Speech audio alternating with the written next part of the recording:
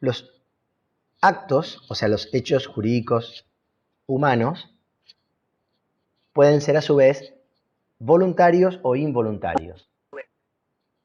Son involuntarios aquellos hechos jurídicos producidos por el hombre, pero sin una decisión del ser humano de producirlo o de llevarlo adelante.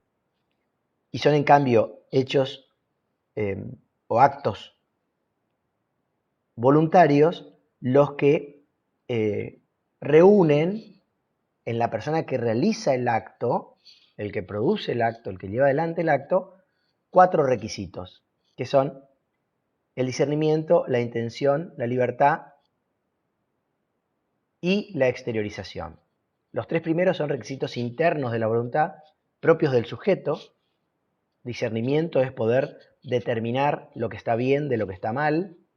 Intención es poder elegir lo que deseo. Y libertad es la posibilidad de actuar o no, de realizar el acto o no realizarlo. El cuarto requisito, que es la exteriorización, es un requisito externo al sujeto, como la palabra lo dice, y que es la manifestación de voluntad. Esto quiere decir que el acto, para que sea voluntario, tiene que trascender del sujeto, tiene que salir de su psiquis, ¿no? Decía un profesor que no hay todavía actos telepáticos, es decir, actos que produzcan efecto sin que trasciendan a la persona del sujeto. Para que produzca algún efecto, tiene que salir de él, sea a través de una manifestación de voluntad escrita, verbal, expresa en algún otro sentido, o una manifestación de voluntad que pueda hacer presumir la exteriorización de esa decisión, ¿no? Por ejemplo, el banco me envía una nueva tarjeta de crédito, me propone un nuevo contrato de crédito, y yo sin contestarle al banco, abro el sobre y utilizo la tarjeta. Está claro que hay una manifestación de voluntad en el sentido de aceptar este nuevo servicio, este paquete, esta propuesta que nos está haciendo el banco que ofrece este producto. Los actos voluntarios, a su vez, pueden ser de dos maneras. Los actos voluntarios ilícitos, contrarios al derecho, que producen una vulneración, una violación de alguna norma jurídica, en contra de una norma jurídica, y los actos voluntarios lícitos, los que son conforme a la ley, que no están prohibidos por la ley. Los primeros, los actos ilícitos, pueden ser de dos tipos.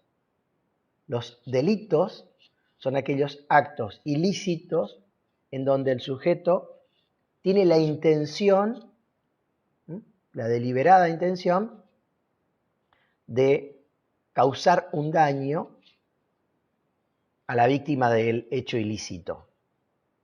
Lo hace a propósito, con intención, con dolo, diríamos, a sabiendas del efecto que está queriendo provocar, que es violar la ley.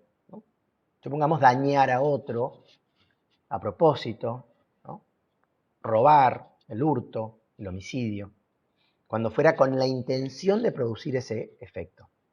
En cambio, se denominan actos voluntarios ilícitos, cuasi delitos, a aquellos actos ilícitos que el sujeto provoca con voluntad, es decir, con discernimiento, intención y libertad, pero sin la intención de de querer provocar el efecto jurídico, sin la intención de querer dañar o perjudicar a la víctima, sino que el acto ilícito se produce por culpa. Esto quiere decir porque el sujeto actúa con negligencia, con imprudencia, con impericia.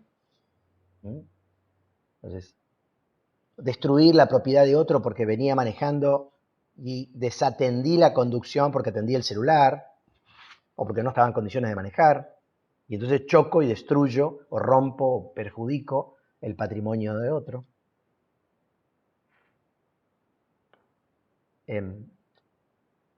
La culpa sería esta conducta imprudente o negligente, displicente, sin haber tomado los recaudos necesarios para realizar el acto, o sin estar capacitado para realizar el acto. El sujeto actúa con voluntad, es decir, con discernimiento, intención y libertad, pero no quiere producir el daño, lo provoca por imprudencia, ¿no? Como decía el Chavo del Ocho, fue sin querer queriendo. Este es el acto ilícito que denominamos cuasi delito, que cuasi delito viene del latín, que significa como si fuera un delito, ¿no? No es un casi delito, sino como si fuera un delito. ¿Por qué? Porque va a tener los mismos efectos como si fuera un hecho ilícito denominado delito. Se le van a aplicar los mismos efectos jurídicos al ilícito provocado con culpa. Hago una distinción acá, quizás. Esta clasificación que estamos hablando y esto que estamos afirmando de que los efectos jurídicos del delito van a ser los mismos que los efectos jurídicos del cuasi delito, tiene que ver a los fines del derecho civil, que es del que estamos hablando, ¿no? Del derecho privado. En cambio, en el derecho penal, que es el derecho que trata de castigar a aquella persona que comete un delito, que comete un hecho ilícito, no va a ser lo mismo realizar un acto con intención, delito, que por culpa, cuasi delito, ¿no? En el derecho penal no se igualan los efectos, en el derecho civil sí. Si yo rompo el auto de mi vecino porque le tenía bronca, o si lo rompo porque venía manejando desatendidamente y choqué, en ambos casos tengo que pagar la indemnización para su reparación, ¿no? Entonces, a los fines del derecho civil, los efectos jurídicos de un cuasi delito son idénticos a los del delito. Hay obligación de reparar el daño. Por último, en esta clasificación, tenemos los actos voluntarios lícitos, que son los que nos vamos a detener un poco más. Por un lado, los simples actos lícitos, que son simples actos lícitos aquellos actos que producen efecto jurídico, pero sin que el autor de esos actos haya tenido la intención de provocar un efecto jurídico. Se produce un efecto jurídico, si no tuviera efecto jurídico no estaría dentro de esta categoría de hechos y actos jurídicos, pero sin que el autor, sin que el sujeto haya querido provocar el efecto jurídico, ¿no? El efecto jurídico se produce de manera casual, digamos, sin que el sujeto desee o tenga la intención de hacerlo, ¿eh? Los ejemplos por ahí más clásicos son ir de pesca, siempre y cuando no sea pesca con devolución, y hacerse dueño de lo que sea pescado, o lo mismo con la caza, o encontrar una cosa que ha sido abandonada por su dueño y por lo tanto transformarme en propietario de esta cosa. Una cosa que no es robada ni perdida, sino que está abandonada. Encontrar un tesoro. Son simples actos porque producen efecto jurídico, son actos lícitos, pero el sujeto no realiza la conducta con la intención de producir un efecto jurídico. El efecto jurídico se produce sin que haya sido buscado por el sujeto. La definición aparece en el artículo 258 del Código Civil y Comercial, que dice: simples actos lícitos. El simple acto lícito es la acción voluntaria, no prohibida por la ley, de la que resulta alguna adquisición, modificación o extinción de relaciones o situaciones jurídicas. Una acción voluntaria no prohibida, de la que como consecuencia tiene efecto jurídico. Y por último encontramos la categoría del acto jurídico, que es la figura más importante de toda esta clasificación.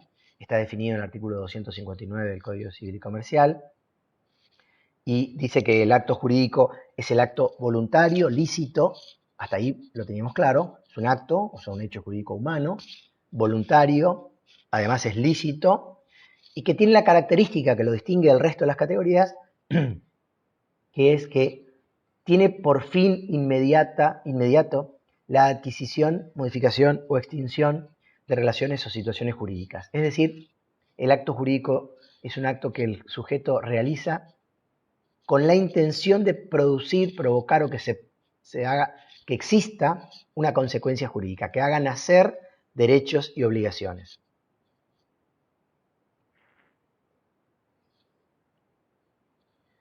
Nos detenemos brevemente de nuevo en los actos voluntarios.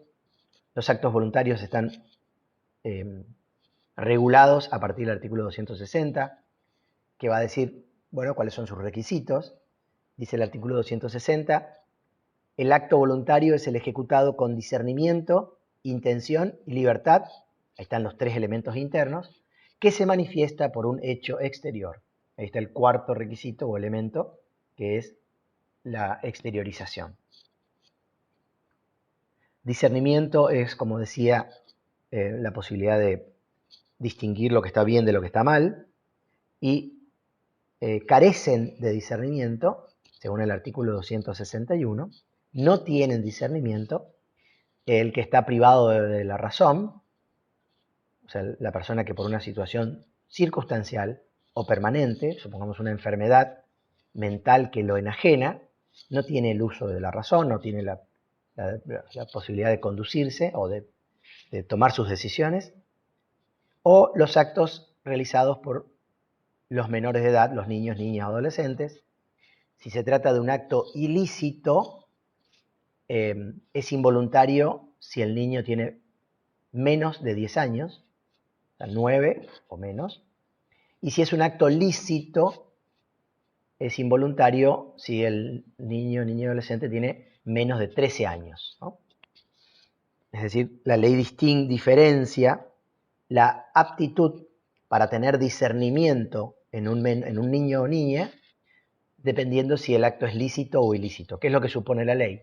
Que el niño va a entender primero qué es lo que está prohibido de lo que no, ¿no? Causar un daño a otro, perjudicar a otro, lo va a comprender a menor edad que qué es lo que le conviene de lo que no le conviene, ¿no? Entonces, si el niño realiza, por ejemplo, un contrato, que es algo que está permitido, pero que definir si es conveniente o inconveniente requiere una mayor maduración mental que si el niño comete un hecho ilícito como, por ejemplo, lastimar a otro o dañar el patrimonio de otro. De allí que la ley distingue el discernimiento en el niño si es un acto lícito o ilícito.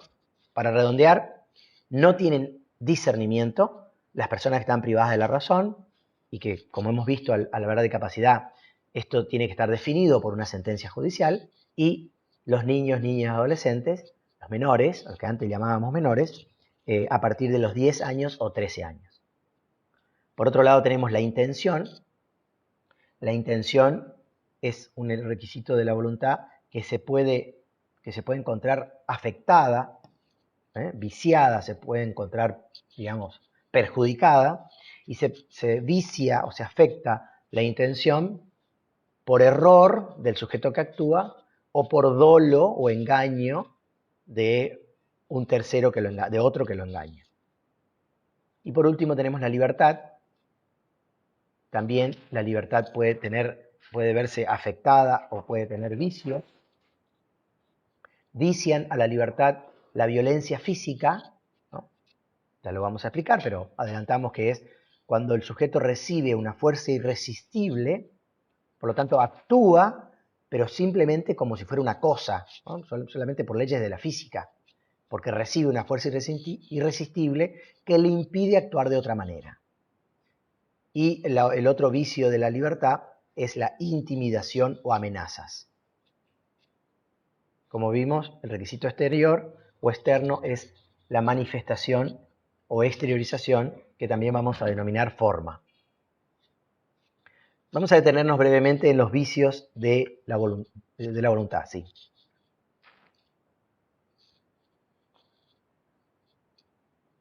Vicia la voluntad el error o ignorancia, el primer defecto o vicio de la voluntad. Los requisitos están en el artículo 265 del Código Civil, que dice que el error de hecho y esencial vicia la voluntad y causa la nulidad del acto. Si además el acto es bilateral, o sea, actúan dos personas, o unilateral recepticio, el error debe ser reconocible por el destinatario. Vamos a explicar estos tres requisitos. Primero, cuando hablamos de error es el falso conocimiento o o la falta de conocimiento sobre algo, ¿no? Estar equivocado sobre algo, ¿no? Pienso que estoy prestando algo y lo estoy regalando. Pienso que estoy contratando con una persona y en realidad contrato con otra. Pienso que estoy contratando respecto de un inmueble, pero en realidad sobre otro. Es el falso conocimiento o el desconocimiento de algo. Para que el error afecte a la voluntad, tiene que tratarse primero de un error sobre cuestiones fácticas, un error de hecho. No es válido el error de derecho. ¿Esto qué quiere decir? Que no podría alegar que yo no sabía la ley, ¿no? Es decir, disculpen, yo estacioné en esta parte de la ciudad y no sabía que estaba prohibido o que había que pagar un estacionamiento, ¿sí? O circulé de contramano en una calle, no puedo alegar, decir, yo no sabía el sentido de circulación. O no cumplo con un contrato o con una regla prevista legalmente para un contrato, no podría alegar ante el juez y decir, bueno, yo no tengo responsabilidad porque yo no sabía que en Argentina había que cumplir con esta norma de la ley. Entonces, el error del derecho, la ignorancia del derecho, no es excusa, no sirve para afectar la voluntad. No cambian los efectos propios del acto el error de derecho. Sí podría cambiar si es un error fáctico o de hecho, sobre cuestiones de hecho. El segundo requisito es que debe ser un error esencial, un error mínimo. Supongamos, compro un inmueble de 15 metros por 30 y en realidad tiene 15 metros por 29,50. Un error nimio, menor, no afecta tampoco la voluntad, ¿sí? No perjudica no cambia las consecuencias del acto jurídico. Compro un auto 0 kilómetros, pero no hay 0 kilómetros, tiene 200 kilómetros porque lo probaron, porque lo trajeron. Tampoco, un error menor no perjudica al acto jurídico. ¿Cuándo el error es esencial? Cuando recae sobre algún elemento del acto que lo hace importante. El artículo 267 define cuándo un error es esencial. Y dice que el error es esencial cuando recae sobre la naturaleza del acto. Supongamos yo quiero prestar algo y lo estoy regalando, o quiero alquilar y lo vendo.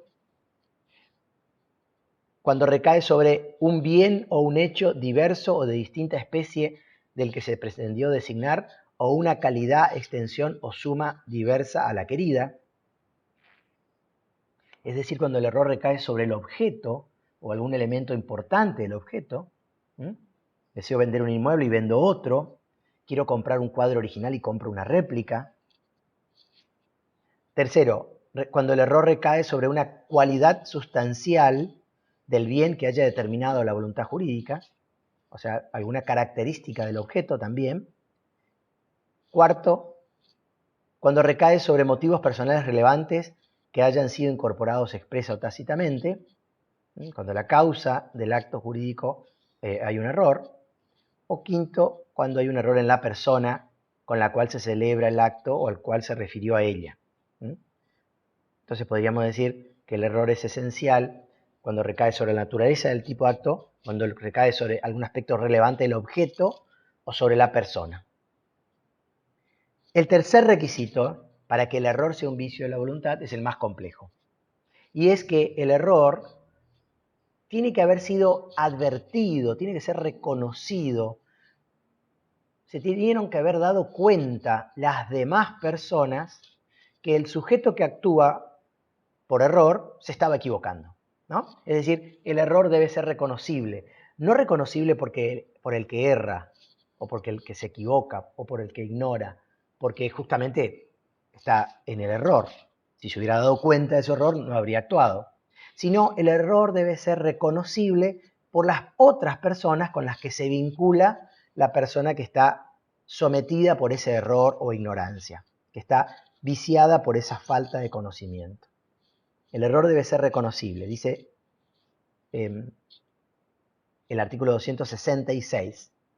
El error es reconocible cuando el destinatario de la declaración lo pudo conocer. Es decir, cuando la persona con la que yo contrato, yo me equivoco, pero con la que yo contrato se debió haber dado cuenta que era un error, que había un error, ¿no? Voy a comprar un tractor para la chacra y vuelvo con un cuatriciclo. Si la persona que me lo vende sabía el uso que yo le iba a dar, debió haberse dado cuenta que esto era insuficiente para el trabajo que yo pretendía.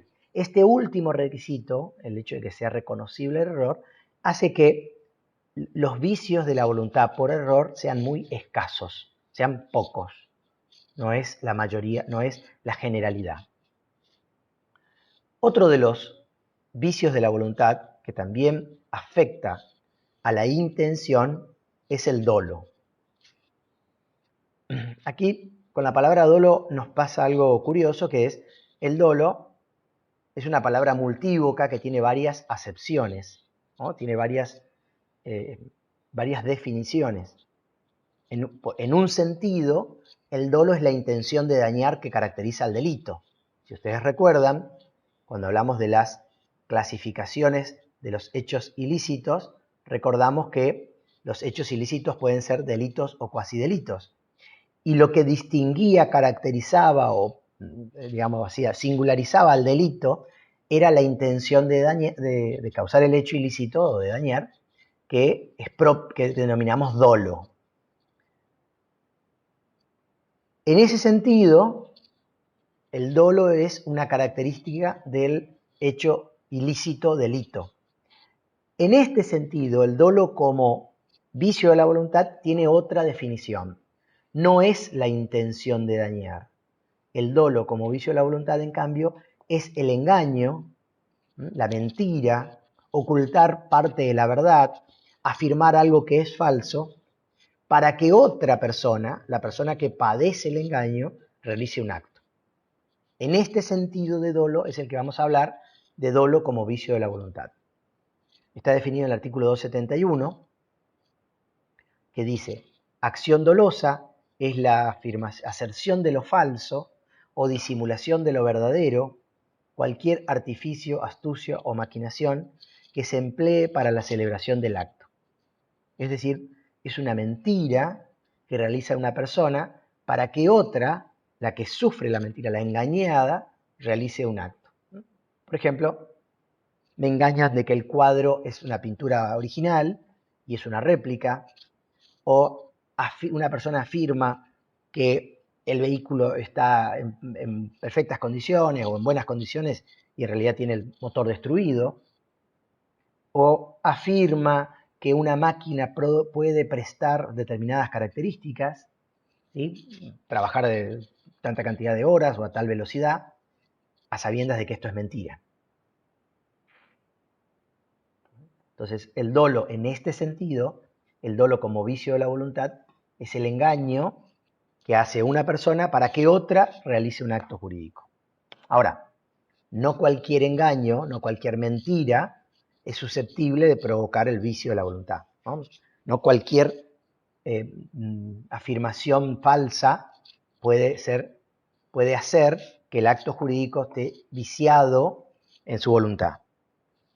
Para que el dolo o el engaño provoque un vicio a la voluntad, en este caso a la intención, tiene que tener 4 requisitos.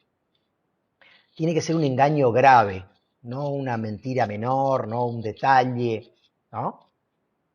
¿Sí?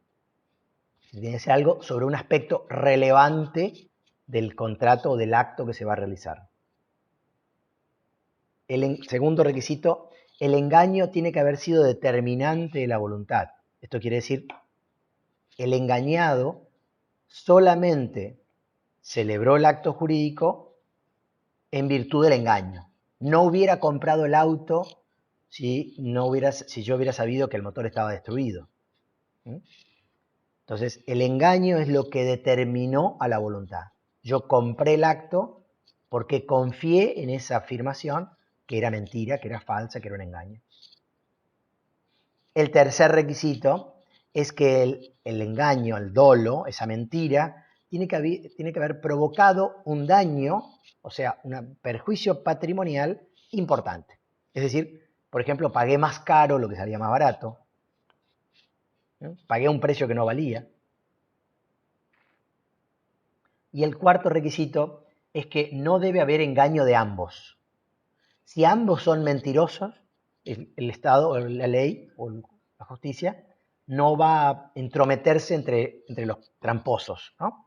Entre tramposos no hay posibilidad de ir a reclamar a la justicia cuál fue menos o más tramposo.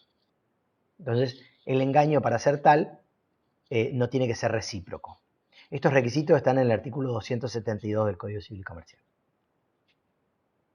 Vamos ahora a los vicios de la libertad, que como les decía son dos.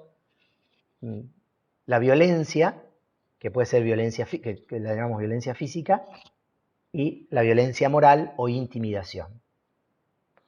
Respecto de la violencia física, poco queda por decir, está definido en el artículo 276, las dos formas del vicio de la libertad, y dice, la fuerza irresistible causa la nulidad del acto. Cuando hablamos de violencia física, el código la define como fuerza irresistible. Es la aplicación de fuerza sobre el sujeto, entonces el sujeto actúa sin poder hacer otra cosa.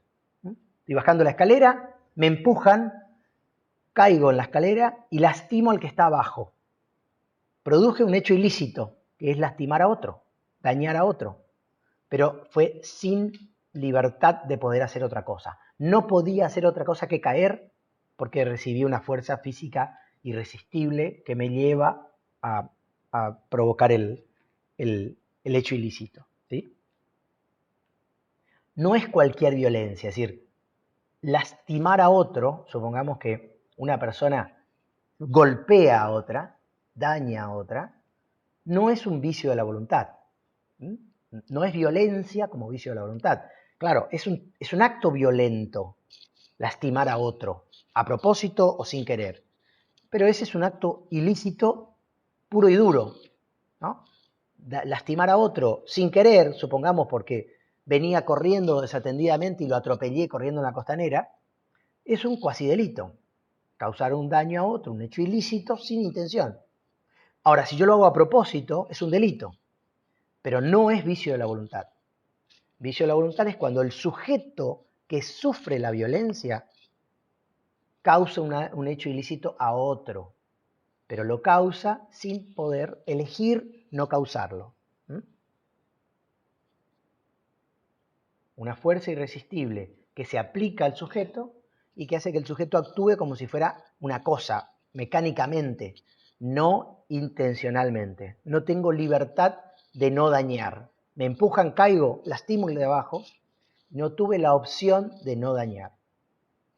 No hay mucho más para decir respecto a la fuerza física, solamente que la fuerza física, la violencia física, que es esa fuerza irresistible, es vicio de la voluntad fundamentalmente de hechos ilícitos.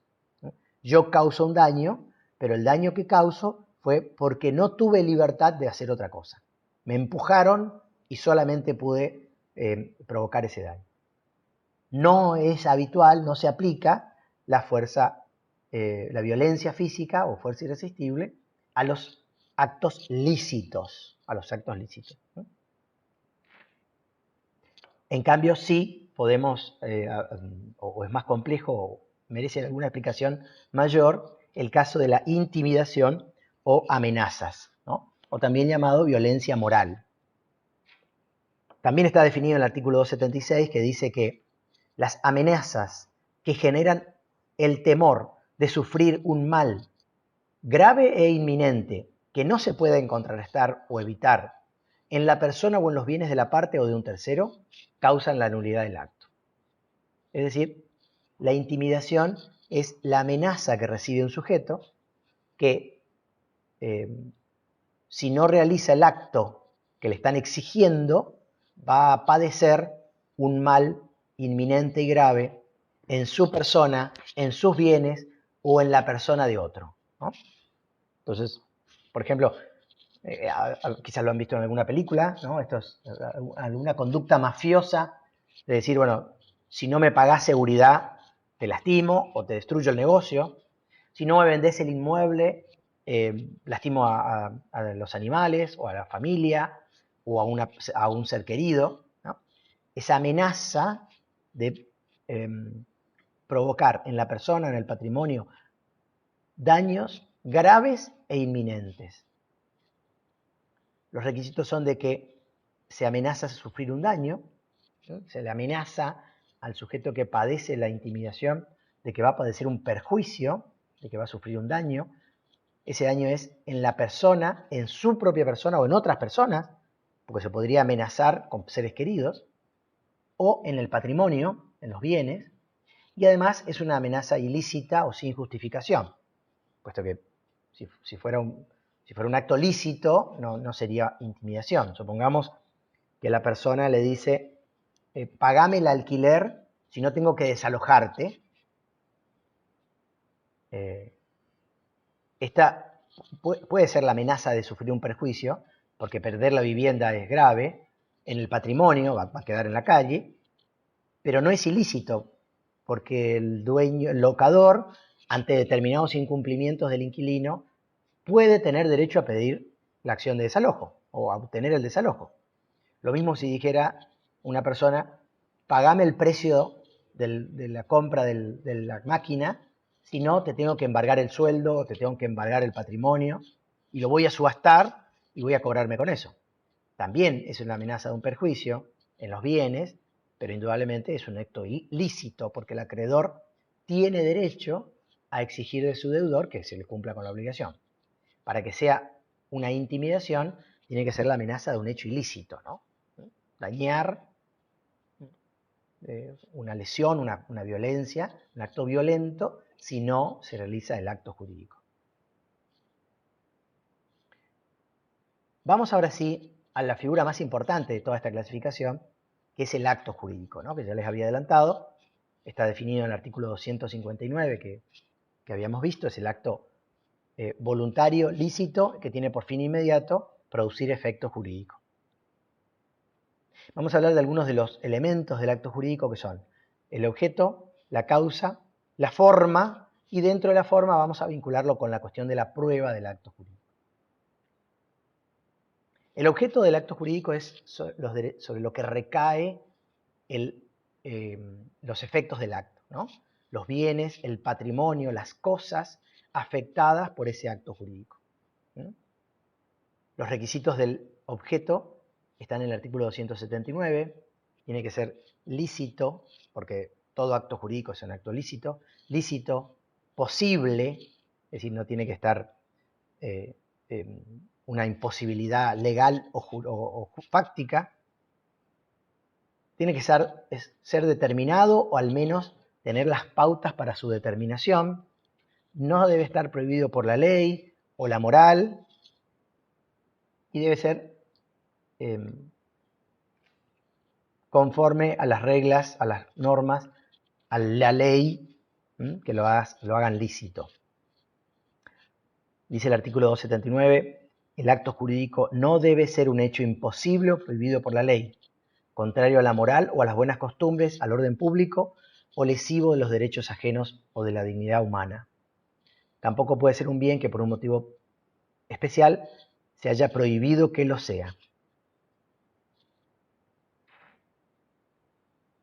El segundo elemento del acto jurídico es la causa, la finalidad con que se realiza el acto, la razón de ser por la cual el acto se lleva a cabo, está definido en el artículo 281, tiene como una definición doble, como que comprende dos nociones. Por un lado dice ese artículo, la causa es el fin inmediato autorizado por el ordenamiento jurídico que ha sido determinante de la voluntad. Es decir, los efectos jurídicos que provoca el acto son causa. ¿Sí? Si yo compro algo, la causa es que quiero ser dueño de la cosa que compré. ¿Sí? Entonces, la consecuencia jurídica es el fin. Pero continúa el artículo diciendo, también integran la causa los motivos exteriorizados cuando sean lícitos y hayan sido incorporados en forma expresa o tácita si son esenciales para ambas partes. Es decir, que también comprenden la idea de causa los motivos, las cuestiones individuales, personales, que llevaron a la persona a realizar el acto, siempre y cuando hayan sido conocidos por la otra parte y sean jurídicamente relevantes, ¿no? Compro un vehículo para afectarlo a la actividad de taxi, ¿sí? Compro el tractor para utilizarlo en la chacra, compro la máquina para instalar en la fábrica, alquilo un departamento para uso habitacional o para la oficina. Cuando esos motivos son relevantes, ¿no?, y son conocidos por la otra parte, también integran el concepto de causa. Es decir, que la causa podría estar integrada como por dos nociones. Por un lado, los efectos jurídicos del acto y por otro lado, los motivos, pero con una aclaración. No son los motivos personales, privados, que están en la cabeza del que realiza el acto, sino los motivos que trascienden, que son conocidos, que dio a conocer, que avisó a la otra parte que iba a realizar. El tercer elemento del acto es la forma, que se relaciona con el requisito de la exteriorización de la voluntad. La forma es cómo trasciende el acto jurídico al sujeto. En principio, el artículo 284 establece que los actos jurídicos tienen libertad para elegir la forma en que quiera que sea exteriorizado. Es decir, las partes pueden determinar libremente qué clase de exteriorización van a dar al acto, ¿no? Pueden elegir hacerlo verbalmente, por escrito, por un correo electrónico, por un mensaje de WhatsApp, por una escritura pública, personalmente, a distancia.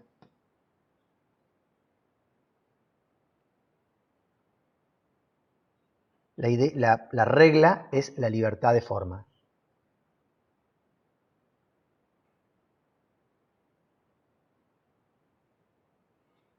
Junto con la cuestión de la forma aparece vinculada la prueba del acto jurídico, es decir, cómo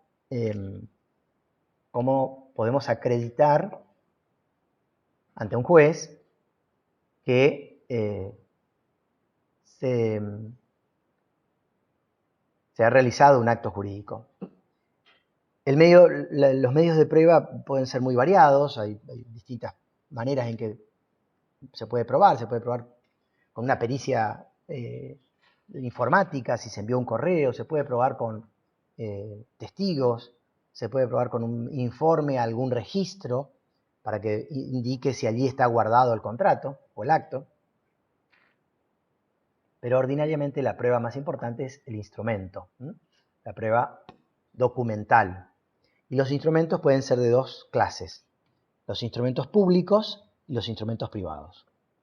Los instrumentos públicos son aquellos en los cuales participa un funcionario público y que están autorizados por la ley, es decir, hay una norma jurídica que autoriza la realización de ese instrumento público.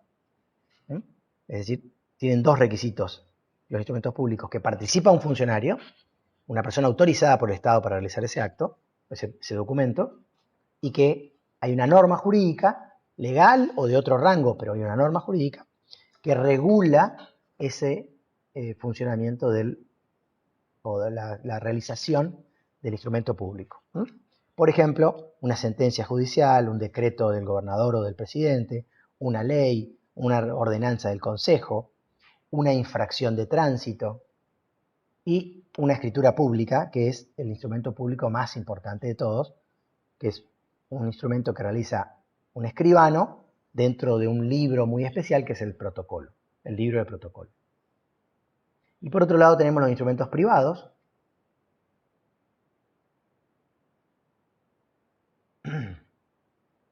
Los instrumentos privados son los que no son instrumentos públicos, en donde la característica es que está firmado por la o las partes que lo realizan. Lo importante de estos instrumentos es la diferencia que podemos encontrar entre ellos, ¿no? ¿Qué diferencia vamos a encontrar?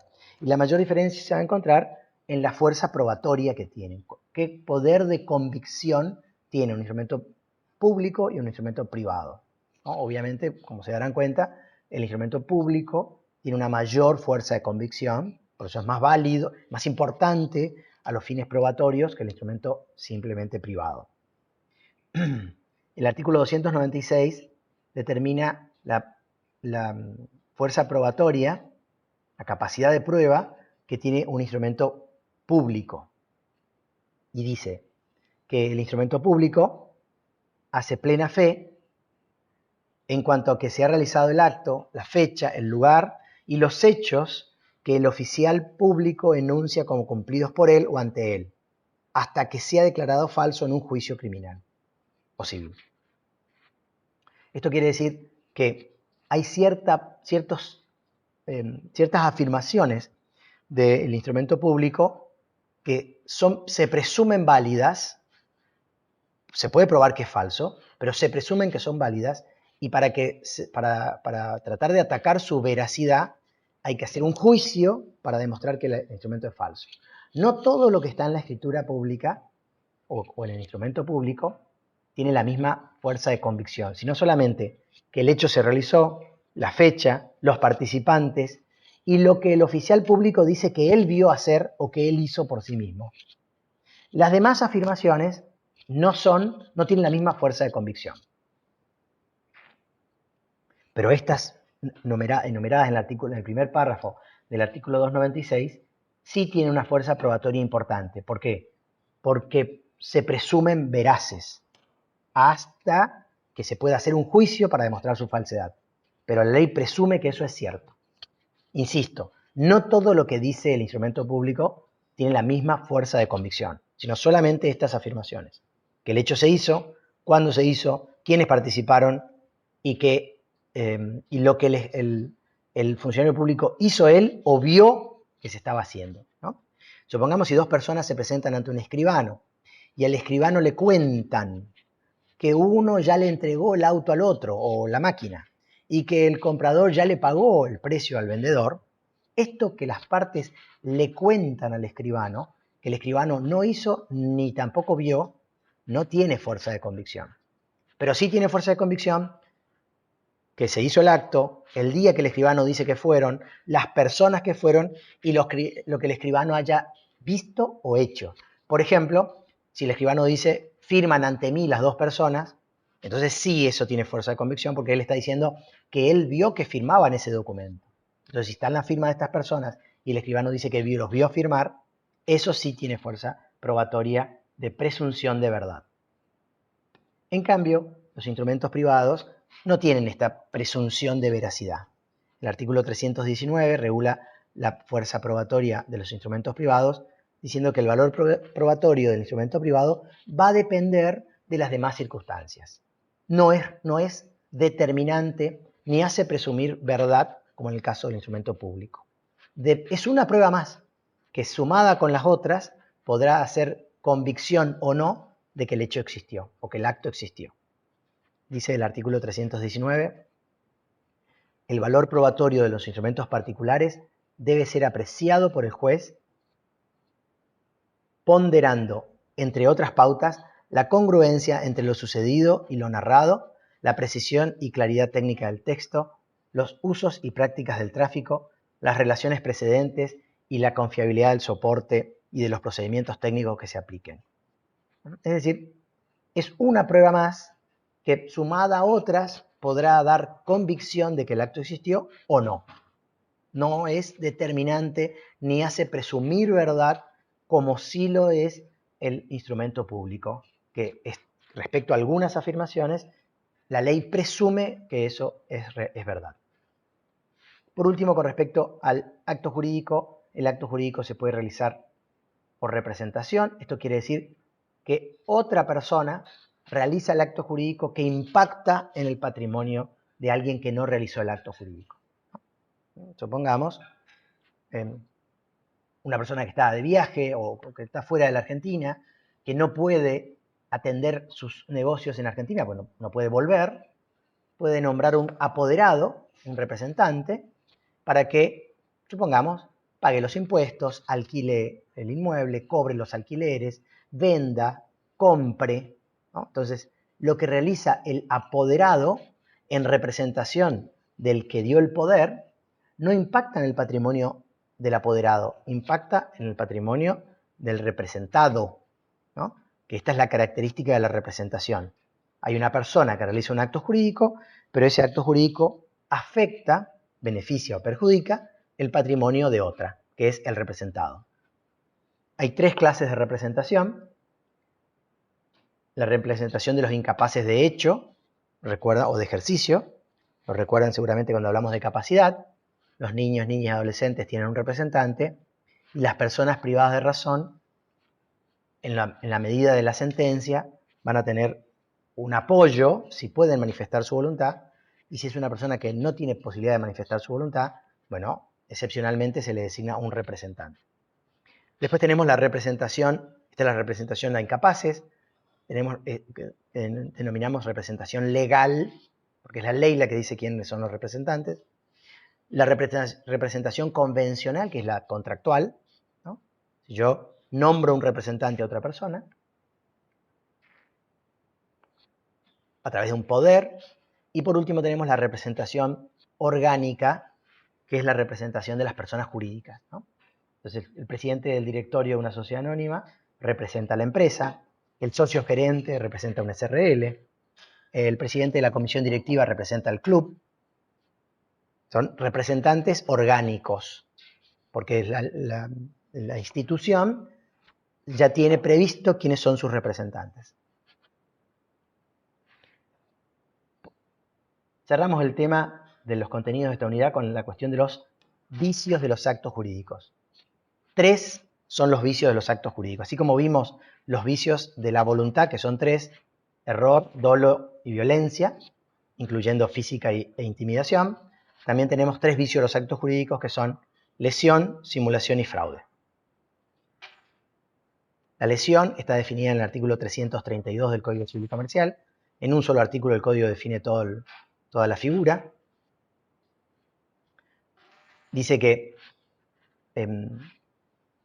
puede demandarse la nulidad o la modificación del acto cuando una de las partes, explotando la necesidad, debilidad psíquica o inexperiencia de la otra, obtuviera por medio de ellos una ventaja evidentemente desproporcionada y sin justificación. La lesión es entonces cuando una persona, aprovechándose de la situación de inferioridad de la otra, obtiene una ventaja injustificada en un acto jurídico, ¿no? Hay una persona que se aprovecha de otra y en ese aprovechamiento obtiene una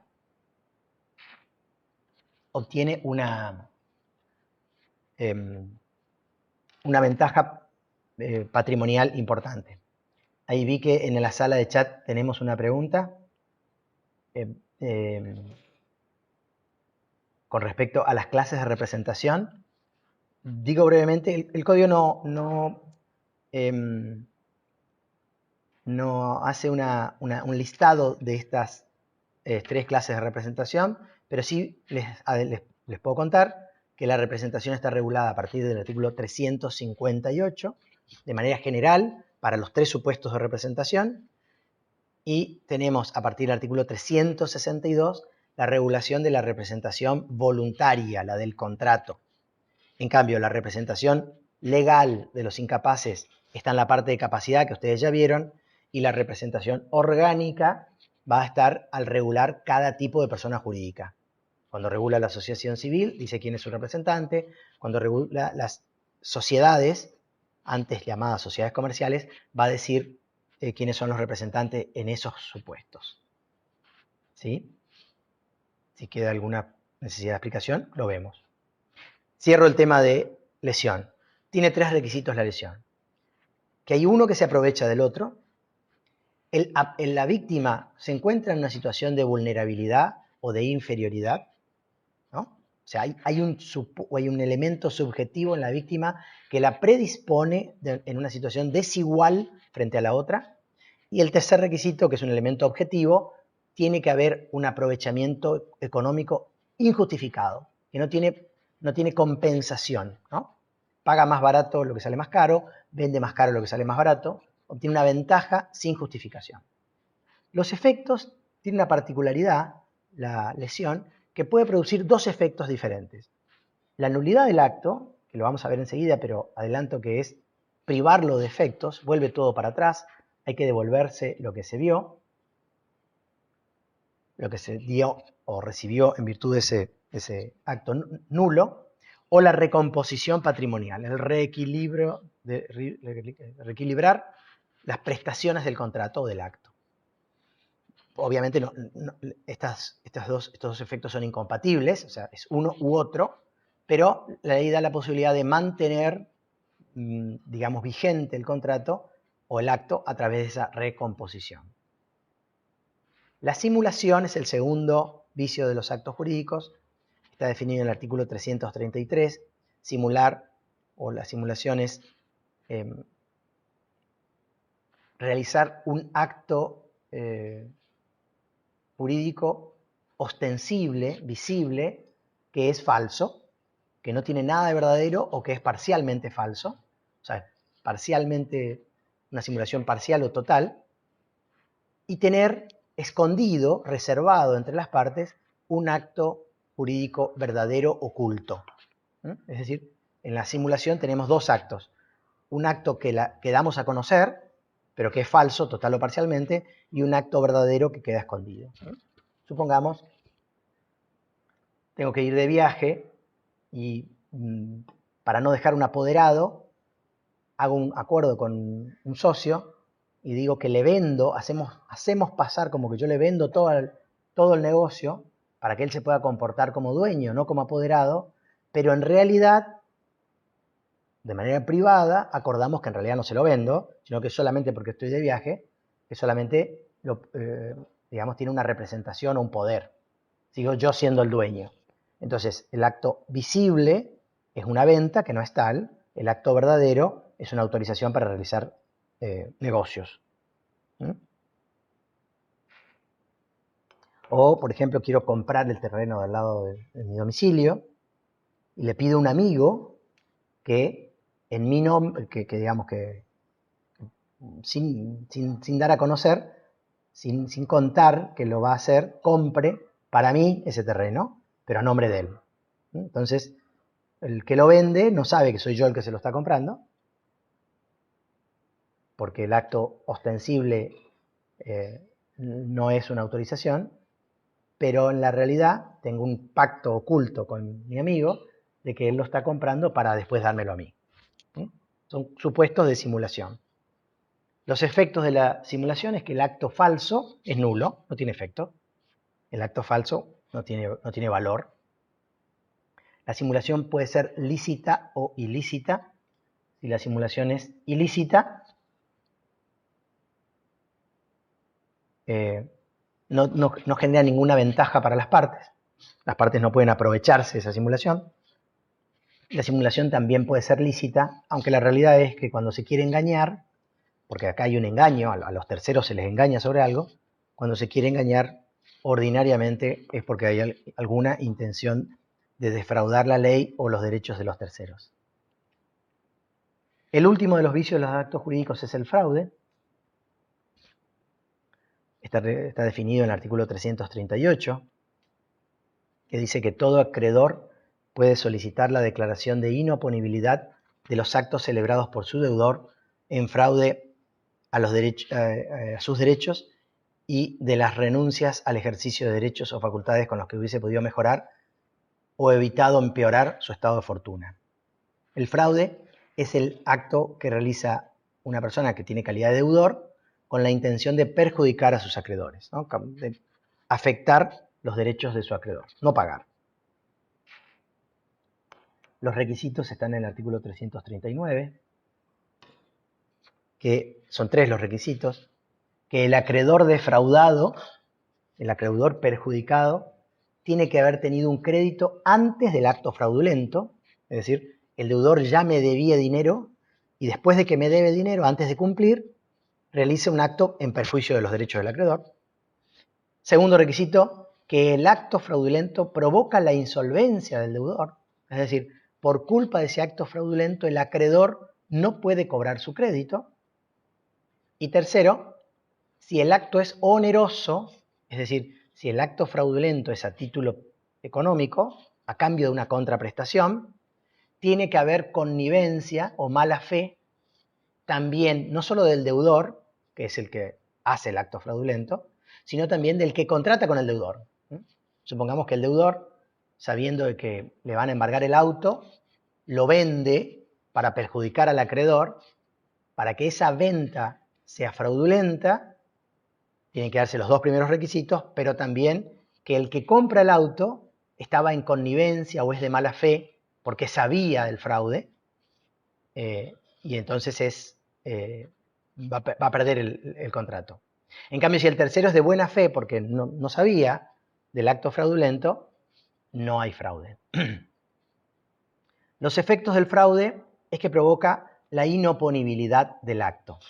Esto, fíjense que no es lo mismo que la nulidad, no usa la misma terminología, es un efecto de menor entidad, tiene menos fuerza la inoponibilidad.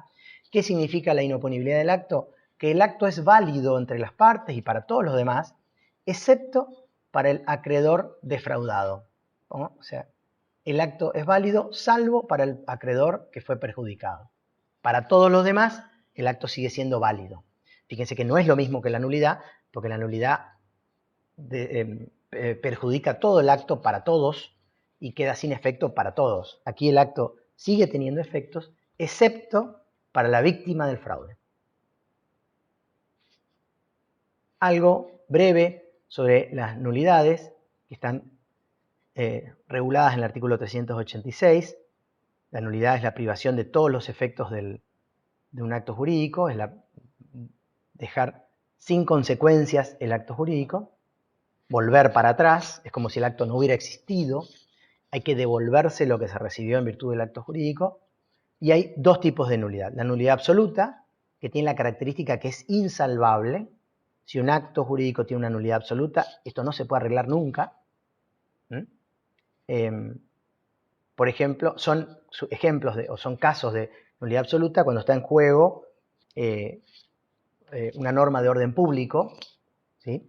No un interés particular, sino una norma de orden público. Supongamos que un juez compra un inmueble que está en juicio en su juzgado, ¿sí? Esto está prohibido por la ley y es una nulidad insalvable. Y en cambio tenemos por otro lado la nulidad relativa, que es un acto también nulo, pero que puede ser subsanado, puede ser corregido, puede ser solucionado, porque solamente tiene en juego el interés de una de las partes, la parte perjudicada. Supongamos el ejemplo que veíamos recién de la lesión que produce la nulidad. Si el lesionado acepta la nulidad, supongamos porque llega a un acuerdo con la otra persona, pues aún siendo la lesión un caso de nulidad, el acto que tiene un defecto de nulidad puede ser corregido, ¿no? Entonces, no es lo mismo la nulidad absoluta, que tienen en vista un interés general y que no se puede subsanar, que la nulidad relativa, que admite la subsanación, ¿no? La definición de una u otra está en el artículo 387 y 388. Voy a la sala de chat, que había una pregunta. ¿Cuál sería un ejemplo de inoponibilidad? Bueno, este es el ejemplo de inoponibilidad sería el fraude. ¿Cómo sería el caso de fraude? Supongamos que una persona vende a su amigo o a su hermano el auto o la casa para que el acreedor no le embargue, o un inmueble para que el acreedor no se cobre, y el acreedor puede demostrar que los tres requisitos del fraude. Ese acreedor va a poder embargar el auto o embargar la casa, cobrar su crédito con esas cosas, ¿no? Subastarlo y cobrarse, pero si sobra algo, el dinero que sobre no va para el deudor fraudulento, sino va para el amigo que compró la casa o el vehículo. Porque entre las partes y además para todos los demás terceros, el acto sigue siendo válido. Solamente no es válido para el acreedor defraudado, para el que sufrió el fraude.